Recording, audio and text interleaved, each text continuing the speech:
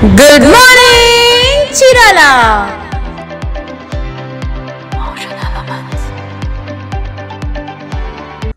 నమస్తే, good morning Chirala కార్యక్రమానికి స్వాగతం.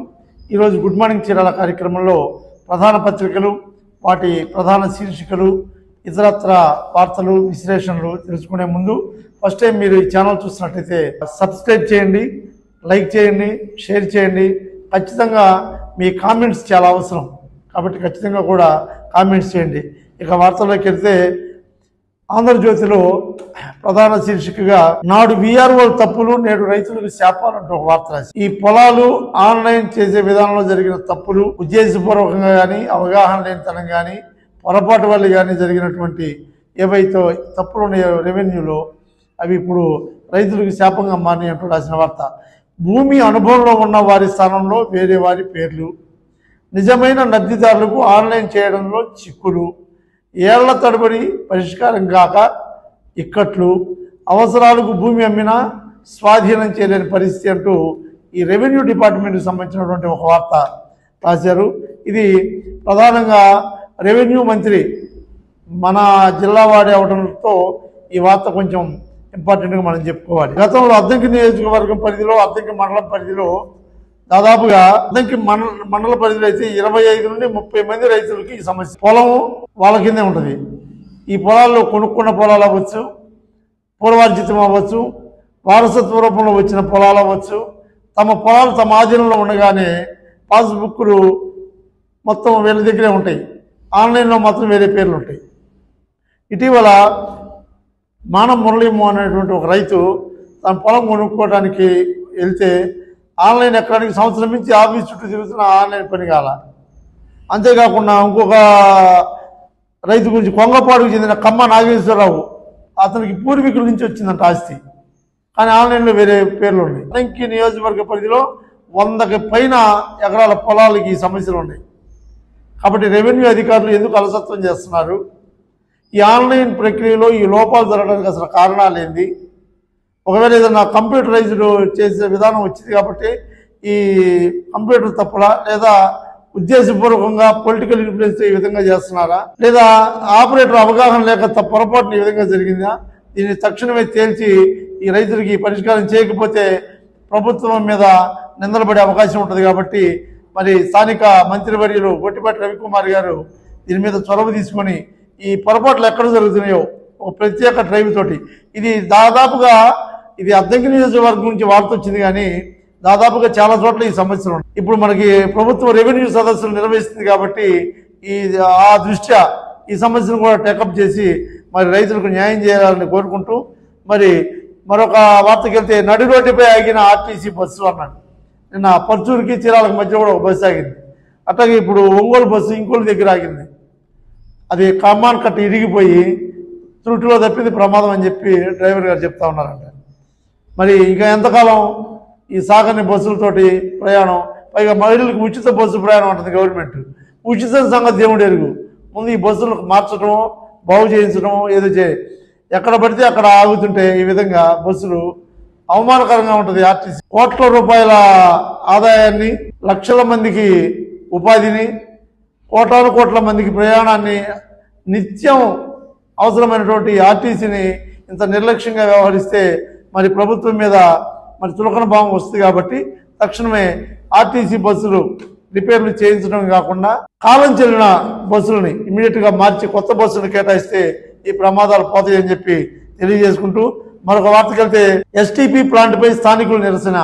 మనం చెప్పుకున్నాం గతంలో, చీరాల దండుబాటులో ఈ మురికి నీటిని శుభ్రం చేసేటువంటి కేంద్రాన్ని 8 కోట్ల రూపాయలతో ప్రభుత్వం పెడతా ఉంది మున్సిపాలిటీ. అది చాలా ఆటంకమైనటువంటి ప్లేస్గా, మరి అక్కడ దళిత వర్గాలు, పేదలు చాలామంది నివసిస్తూ ఉంటారు. అక్కడ స్కూల్ కూడా ఉంటుంది, సెంటెన్స్ స్కూల్. మరి అక్కడ పెడితే దాని నుంచి వచ్చే దుర్గంధమైనటువంటి వాసనలు, వాటి వల్ల ఎంత ఇబ్బంది జరుగుతుంది. కాబట్టి ఇది మంచిదే, మురుగునీటి శుద్ధి కేంద్రం. ఎక్కడ అవసరం అక్కడ కొంచెం దూరంగా పెడితే ప్రజలకి బాగుంటుంది. ఆవాసాల మధ్యలో కావాలని పట్టుదలకు పోయినట్టుగా అక్కడ పెడితే మరి దళితులు అప్పటి నుంచి ధర్నాలు చేస్తూ ఉన్నారు. మరి రెవెన్యూ సదస్సులు అన్న దాన్ని టేకప్ చేసి దాన్ని ఏదో ఒక మార్గం చేసి ప్రజలకు ఇబ్బంది లేని విధంగా పెడితే బాగుంటుందని చెప్పి మరి తెలియజేస్తూ అదొక వార్త. ఇకపోతే బైక్ దొంగ అరెస్ట్. పోలీసులు ఒక బైక్ దొంగను అరెస్ట్ చేశారు. అతను వచ్చేసి కోరాడ గ్రామానికి చెందిన కోడూరి శ్రీనివాసరావు అనే వ్యక్తి. అతనికి ఇదే పని, బండ్లు దొంగతనం చేయటం. దాదాపు ఒక 4 బండ్లు దాకా అతని దగ్గర సీజ్ చేశారు పోలీసులు. కాబట్టి ఎవరైనా బైకులు పోయిన వాళ్ళు ఉంటే ఇంకోళ్ళు పోలీసులు సంప్రదిస్తే ఒకవేళ వీరి దగ్గర దొరికిన బైకుల్లో ఏమైనా ఉన్నాయో తెలుసుకోవచ్చు. కాబట్టి ఇట్లాంటి బైక్ దొంగలు మీకు ఎక్కడ తారసపడినా సీసీ కెమెరాల్లో ఎక్కడ తారసపడినా కానీ పోలీసులకు సమాచారం ఇస్తే మరి దీన్ని అరికట్టుకోవచ్చు అని చెప్పి తెలియజేస్తూ ఇంకొక వార్తకి వెళ్తే ఇది చాలా ఇంపార్టెంట్ అయిన వార్త. ఇది మార్టూరు మండల కేంద్రానికి సంబంధించిన వార్త. ప్రభుత్వ ఆసుపత్రిలో గైనకాలజిస్ట్ పోస్ట్ ఖాళీ. సిజేరియన్ కాన్పుల కోసం పట్టణాలకు వెళ్లే పరిస్థితి. దాదాపు అందుకు 30,000 పైసలకు ఖర్చు అవుతున్నటువంటి పరిస్థితిని బాధితులు చెప్తున్నారు. ఇబ్బందులు పడుతున్న గర్భిణులు అంటూ వార్త. ఇది దాదాపు మార్టూరు మండలం కేంద్రంలో 2 కోట్ల రూపాయలతో 30 పడకల ఆసుపత్రి నిర్మించారు. దాదాపు ఇక్కడ చుట్టుపక్కల గ్రామాలు, మార్టూరు మండల పరిసర ప్రాంత గ్రామాలు, ఎద్దనపూడి మండలంలో కొన్ని గ్రామాలు, వీటితో పాటు మనకి అక్కడ గ్రానైట్ క్వారీలు, అదేవిధంగా స్పిన్నింగ్ మిల్లులు ఇవన్నీ ఉన్న దృష్ట్యా వీటిలో పనిచేసే ఇతర రాష్ట్రాల నుంచి వచ్చిన వలస కూలీలు కూడా ఉంటారు. వీళ్ళందరికీ ఏ విధమైన ప్రాబ్లం వచ్చినా సరే మన మార్టూరు మండల కేంద్రంలో ఉన్నటువంటి ఈ గవర్నమెంట్ హాస్పిటల్కి రావడమే తప్ప. దుర్భరమైన పరిస్థితుల్లో గర్భిణీ స్త్రీలు ఇక్కడికి వస్తే ఇక్కడ గైనకాలజిస్ట్ లేడు, మనం రెఫర్ చేస్తున్నారు గుంటూరుకి. మార్గం మధ్యం వెళ్లే పరిస్థితిలో ప్రాణాపాయ పరిస్థితులు కూడా జరుగుతూ ఉన్నాయి. తక్షణమే ఈ ఆసుపత్రికి గైనకాలజిస్ట్ ఏర్పాటు చేయాలి, చాలా ఇంపార్టెంట్ ఇష్యూ. మరి స్థానిక నేతలు దీని మీద దృష్టి పెట్టి తక్షణమే గైనకాలజిస్ట్ని, ఎందుకంటే ఇది గర్భిణీ స్త్రీలకు సంబంధించింది కాబట్టి ఎమర్జెన్సీ ఎక్కడికి తీసుకెళ్ళాం కాబట్టి మరి అందరూ 30-40 వేలు ఖర్చు పెట్టి డెలివరీ చేయించుకోలేదు కాబట్టి ఈ సిజేరియన్కి సంబంధించినటువంటి అన్ని వసతులు ఉన్నాయి. హాస్పిటల్లో బ్రహ్మాండమైన ఆపరేషన్ థియేటర్ ఉంది, మంచి ఎక్విప్మెంట్ ఉంది. ప్రజలు దాదాపు రోజుకి 100 నుంచి 150 ఓపీలు వస్తాయి. అలాంటి ఆసుపత్రిలో గైనకాలజిస్ట్ లేకపోవడం, గతంలో పనిచేసిన 6 నెలల క్రితం ప్రమోషన్ వచ్చి వెళ్ళిపోయారట మేడం గారు. తక్షణమే ఇక్కడ గైనకాలజిస్ట్ ఏర్పాటు చేయాలి. ఇది చాలా తీవ్రమైన సమస్యగా కూడా స్థానిక నేతలు మరియు అధికారులు భావించి ఏర్పాటు చేయాలని చెప్పి తెలియజేసుకుంటూ ఇక మరొక వార్తకి వెళ్తే 22.5 కోట్లతో పాసు పుస్తకాలు అంటూ ఒక వార్త రాశారు. సర్వే రాళ్లపైన జగన్ పేరు తొలగింపు. గత ప్రభుత్వం ప్రజలకి రైతులకి ఇచ్చే పాసు పుస్తకాలు, పట్టాదారు పాసు పుస్తకాల మీద జగన్ బొమ్మతో ఇచ్చారు. అదేవిధంగా అద్దురాళ్ళ మీద కూడా జగన్ బొమ్మ ఎంచుకున్నారు. దాన్ని తీవ్రంగా పరిగణించి ఈ పరిస్థితిని ఎన్నికల ప్రచారంలో ఆయుధంగా కూడా ప్రతిపక్షం వాడుకొని ఇప్పుడు అధికారంలోకి వచ్చిన పరిస్థితి. మరి దాన్ని ప్రక్షాళన చేసే దశలో ఇప్పుడు ఆ జగన్ బొమ్మ ఉన్న పాసు పుస్తకాలు మొత్తం రద్దు చేసి కొత్త పాసు పుస్తకాలు రాజముద్రతో ఇచ్చే దశలో ప్రభుత్వం కసరత్తు చేస్తా ఉంది. అంతేకాకుండా దాదాపుగా అద్దురాళ్ల మీద కూడా జగన్ బొమ్మ ఎంచుకున్న పరిస్థితిని దృష్టిలో ఉంచుకొని వాటిని కూడా తీసేసే పరిస్థితిలో దాదాపు 22.5 కోట్ల రూపాయలు టెండర్కి ప్రభుత్వం సిద్ధమైంది. అదేవిధంగా ఈ హద్దురాళ్ళు మీద జగన్ బొమ్మ తీసేందుకు కోసం 12.5 కోటి దాన్ని కేటాయించి టెండర్లకి పిలుస్తున్నట్టుగా తెలుస్తూ ఉంది. ఇది మనకి ప్రభుత్వం ప్రజల మీద భారం వేసింది అనుకోవాలా, గత ప్రభుత్వం అతిపోకడికి మనం భరిస్తున్న నష్టం అనుకోవాలా, మరి దీన్ని అధికారులు తేల్చాలి. చూడండి, ముందస్తు ఆలోచన లేని గత ప్రభుత్వం, కక్ష సాధింపుతో ఈ ప్రభుత్వం, టోటల్గా జనానికి 20 కోట్లు టోపీ. ఎన్ని పరిస్థితులు కాబట్టి ఆలోచించాలి ప్రజలు. ఇంకొక వార్తకి వెళ్తే సమస్యలకు పారదర్శకంగా పరిష్కరించాలి అంటూ ఆర్డీఓ కార్యాలయంలో జరిగిన ఒక సమావేశం గురించి వార్త రాశారు. రెవెన్యూ సదస్సులు జరుగుతున్న నేపథ్యంలో ఆర్డీఓ తుమ్మాటి చంద్రశేఖర్ నాయుడు ఆధ్వర్యంలో అధికారులందరికీ సమావేశపరిచి వాళ్ళ యొక్క డౌట్లన్నీ తీరుస్తూ చేశారు. ఎక్కడ ప్రతి మండలంలో మన డివిజన్ పరిధిలో ఉన్న ప్రతి మండలంలో దాదాపు చీరాల, వేటపాలెం, పొంగులూరు, చినగంజం, అద్దంకి తదితర మండలాల్లో ఏవైతే రెవెన్యూ సదస్సులు నిర్వహించే అధికారులు ఉన్నారో వాళ్ళకి ఒక ఎక్సర్సైజ్ లాగా ఒక సమావేశం ఏర్పాటు చేశారు.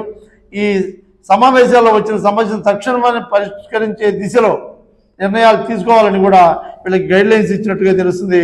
కాబట్టి రెవెన్యూ సదస్సులు భూ సంబంధించినటువంటి రెవెన్యూ పరమైనటువంటి ఎటువంటి సమస్యలైనా సరే ఈ రెవెన్యూ సదస్సులో తక్షణమే పరిష్కరించుకుంటే ఆలోచనతో ప్రభుత్వం ఏర్పాటు చేసింది. కాబట్టి ఈ రెవెన్యూ సదస్సులు అందరూ పాల్గొని తమ ప్రాబ్లమ్స్ని పరిష్కరించుకోవాలని తెలియజేస్తూ ఇక ఈనాడులో సీఎం పర్యటనకు పటిష్ట భద్రత అంటూ ఒక వార్త రాశారు.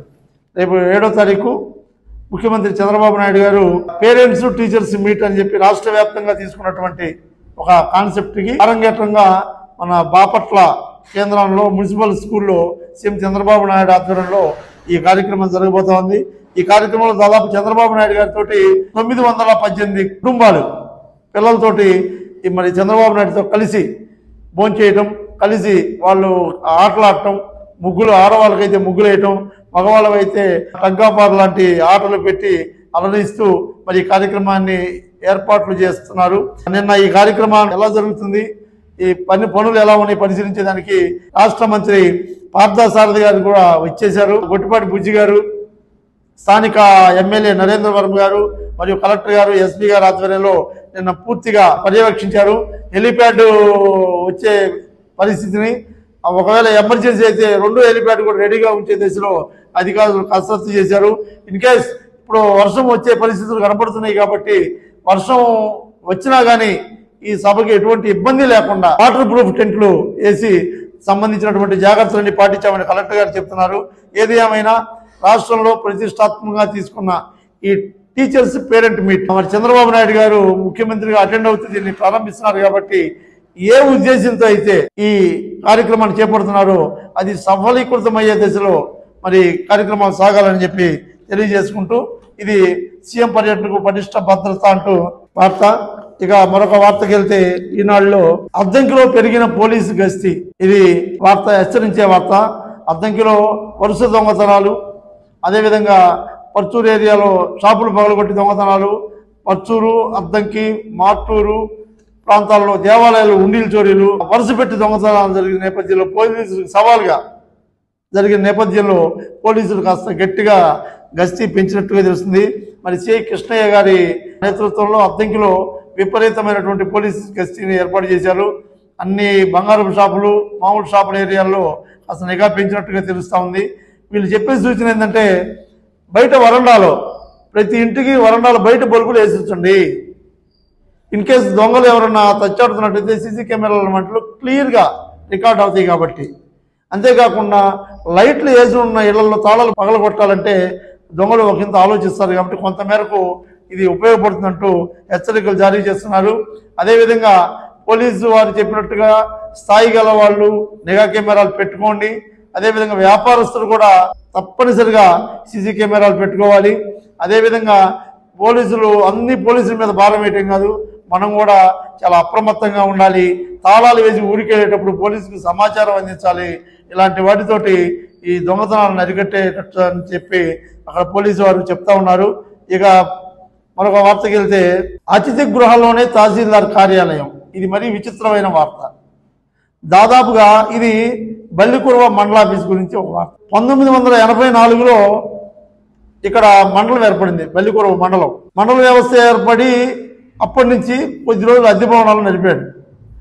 అద్దె నడిపిన తర్వాత మరి ఆ అద్దె కట్టలేని పరిస్థితి ఏమో వచ్చి పంచాయతీరాజ్ గెస్ట్ హౌస్లో ఈ ఎంఆర్ఓ ఆఫీస్ని పెట్టారు. 1997లో పెట్టారు. 97 నుంచి గెస్ట్ హౌస్లో మండల ఆఫీస్ నడుస్తూ ఉంది. మండల మెజిస్ట్రేట్ కార్యాలయం, మండల అభివృద్ధి అధికారి కార్యాలయం ఇవన్నీ అందులో నడుస్తూ ఉంటాయి గెస్ట్ హౌస్లో. 1997 నుంచి చూడండి ఎన్ని సంవత్సరాలు. అదేదన్నా అడవి ప్రాంతాల్లో గిరిజన తండాల్లో ఉన్నటువంటి మండల కేంద్రం కాదు, అత్యంత లక్షల కోట్లు కుమ్మరించే రెవెన్యూ పరిధి. గ్రానైట్ క్వారీలన్నీ అక్కడే ఉంటాయి, బల్లికురవ సరౌండింగ్లోనే ఉంటాయి. అత్యంత కాస్ట్లీ భూములు ఉన్నటువంటి ప్రాంతం.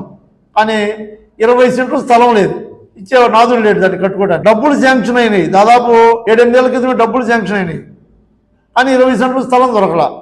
కానీ జగనన్న పేరుతోటి, చంద్రన్న పేరుతోటి ఇళ్ల స్థలాలు ఇవ్వడానికి భూములు కొనుగోలు చేసింది గవర్నమెంట్. కానీ ఒక్క 20 సెంట్లు మండలాధికారి కార్యాలయానికి ఇవ్వడానికి పోవడం శోచనీయం. ఎంఆర్ఓ గారిని అడిగితే చూస్తున్నాం, స్థలం కోసం ఎదుగుతున్నాం అంటున్నారు. మరి ఎక్కడ ఎదుగుతున్నారు? సర్వేలు వాళ్ళ చేతిలోనే ఉంటారు.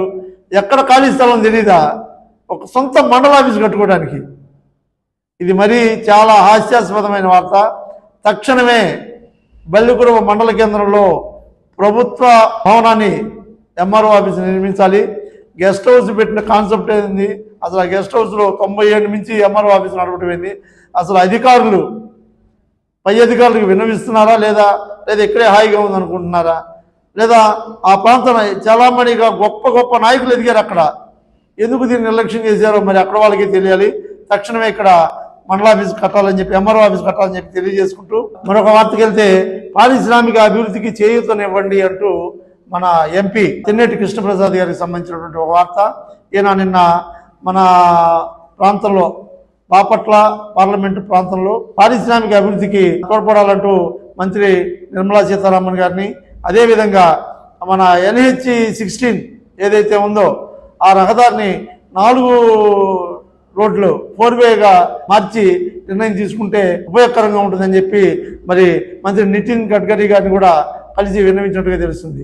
ఉద్దేశం ఏంటంటే, అమరావతి ఔటర్ రింగ్ రోడ్డుకి మన బందరు పోర్టు అటాచ్మెంటు, అదేవిధంగా నిజాంపట్నం హార్బర్ రోడ్డు, బాపట్ల జిల్లా మన వాడరేవులో ఏదైతే మన మినీ హార్బర్ ప్రభుత్వం సన్నాహాలు చేస్తుందో దాన్ని కూడా అటాచ్ చేస్తూ, అదేవిధంగా చేంకుర్తి గ్రానైట్ ఫ్యాక్టరీలకు వచ్చే దాన్ని కూడా అటాచ్ చేస్తూ మరి NH-16ని డెవలప్ చేసే దశలో ఆయన ఒక వినతి పత్రాన్ని సమర్పించారు.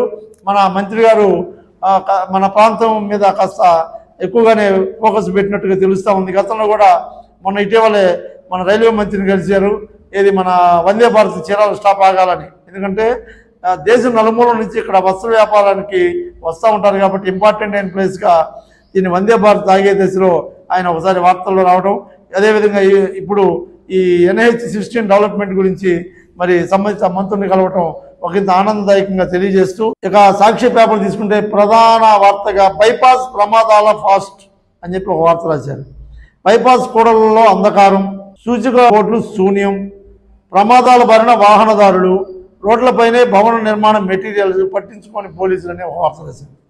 వాస్తవంగా మన బైపాస్ మన పందిలపల్లి దగ్గర నుంచి మనకి ఈపురపాలెం దాటి వెదురుపల్లి దాకా చాలా రద్దీగా ఉండే ప్రాంతం. ఎందుకంటే గ్రామాల మధ్యలోంచి వెళ్ళేటువంటి ప్రదేశం.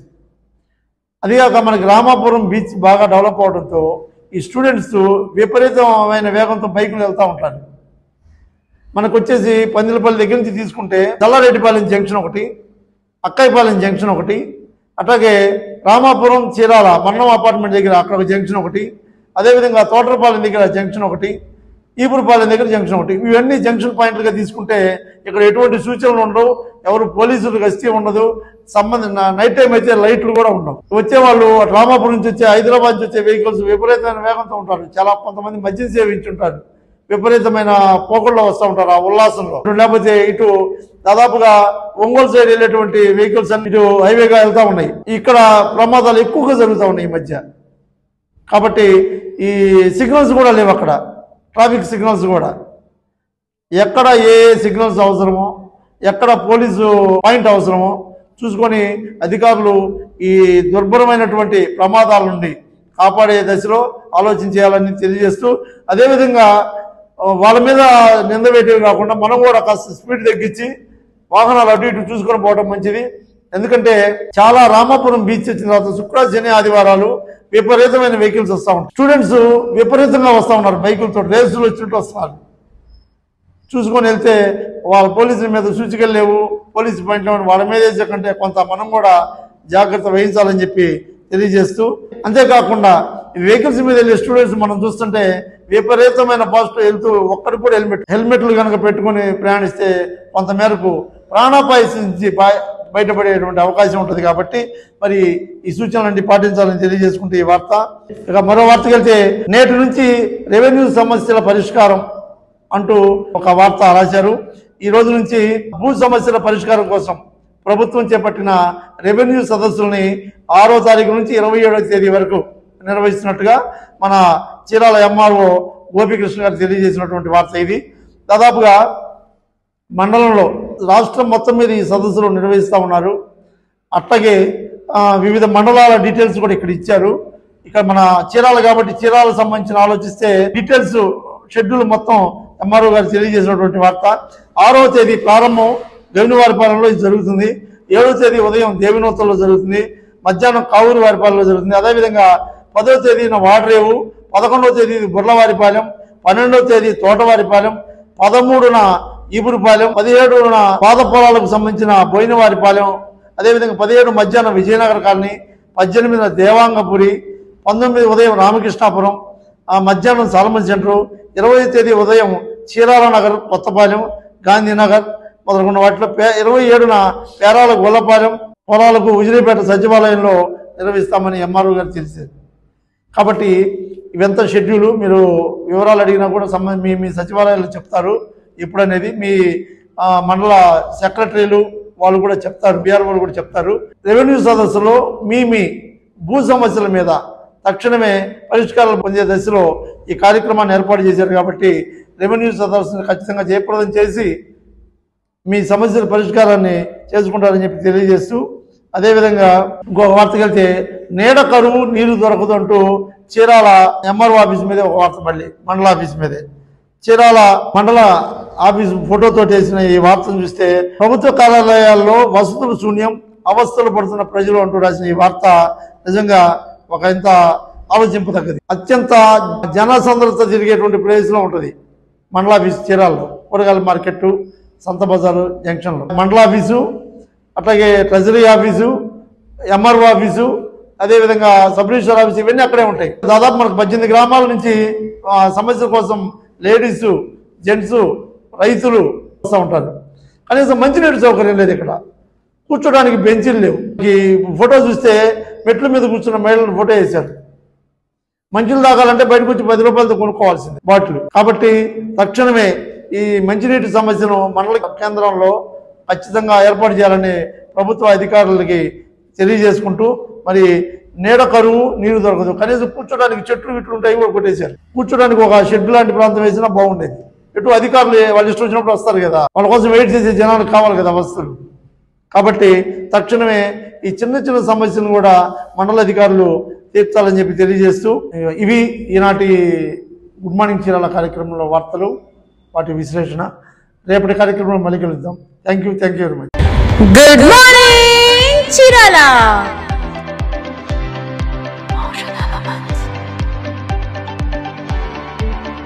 Good morning Chirala. చీరాల, పచ్చూరు, అద్దంకి తదితర ప్రాంతాలలో ఏం జరుగుతుంది, ఏ న్యూస్ పేపర్లో ఏమి ప్రచురించారు, ఎక్కడెక్కడ ఈరోజు ఏ కార్యక్రమాలు జరుగుతున్నాయి, ఏ న్యూస్ పేపర్ దేనికి ప్రయారిటీ ఇచ్చింది, తదితర అంశాలను ప్రతిరోజు మీ దృష్టికి తీసుకొచ్చే ఏకైక కార్యక్రమం గుడ్ మార్నింగ్ చీరాల. మీ అభిమాన ఎస్బీసీలో ప్రతిరోజు ఉదయం 9 గంటలకు మీకోసం. Good morning Chirala.